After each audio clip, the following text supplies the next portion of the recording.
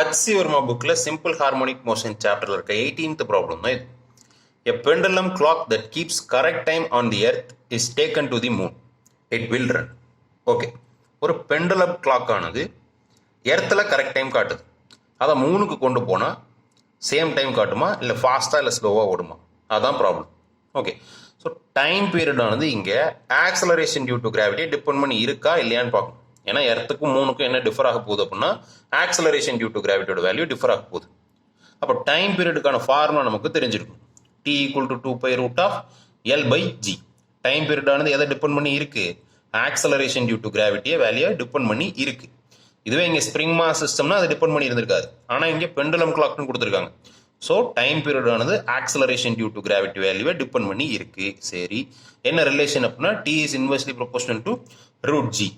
அதனால நம்ம T2/T1 = √g1/g2 எழுதலாம். So T2 = √g1/g2 into T1. சரி, ஓகே. G1 and G2 இது ரெண்டுக்குமான ரிலேஷன் கொஸ்டின்ல கொடுக்கல. ஓகேவா? எர்த் மூன் இது ரெண்டுக்குமான acceleration due to gravity value relation கொஸ்டின்ல கொடுக்கல. ஆனால் நமக்கு தெரிஞ்சிருக்கணும் என்ன அப்படின்னா G1 = 6g2.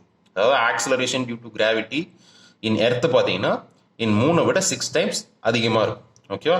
இது ரெண்டு வேல்யூ அப்ராக்சிமேட்லி 6 டைம்ஸ் அதிகமாக இருக்கும். ஸோ G1/G2 பதில் என்னன்னு சப்ஸ்டிட் பண்ணலாம்? 6ன்னு சப்ஸ்டிட் பண்ணலாம். ஸோ T2 = √6T1 வருது. ஓகேவா? ஸோ ஆப்ஷன் சி தான் கரெக்ட் ஆன்சர். √6 times faster. இல்லை ஃபாஸ்டர் ஸ்லோவரில் ஏதாவது கன்ஃபியூஷன் இருந்துச்சுன்னா இப்போ இங்கே acceleration due to gravity value வந்து என்ன ஆயிருக்கு? கம்மியாக இருக்கு. ஸோ டைம் பீரியட் ஆனது அதிகமாக இருக்கும். ஸோ ஃபாஸ்டராக தானே ஆயிருக்கும். ஸோ ஆப்ஷன் சி தான் கரெக்ட் ஆன்சர்.